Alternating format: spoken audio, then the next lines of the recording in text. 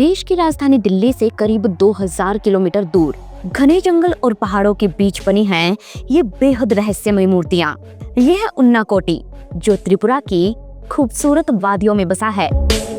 उन्नाकोटी एक बंगाली वर्ड है जिसका मतलब होता है 1 करोड़ से 1 कम।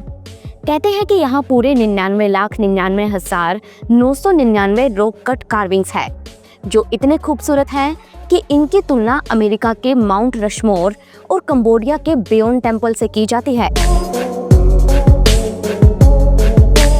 उन्नाकोटी के चट्टानों पर ये नक्काशी कब और किसने की ये तो कोई नहीं जानता, लेकिन त्रिपुरा के माणिक्य किंग्स इस जगह को लेकर एक कहानी सुनाते हैं।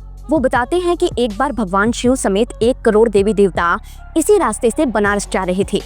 रात में वो उन्नाकोटी में रुके, जहाँ शिव ने उन्हें सूरज उगने से पहले जागने को कहा। रात में सारे देवी देवता सो गए, लेकिन अगले दिन जब शिव वहाँ आए तो देखा कि सूरज उगने के बाद भी कोई नहीं जागा। ये देख शिव को बहुत गुस्सा आया और उन्होंने सबको पत्थर बनने का श्राप दे दिया।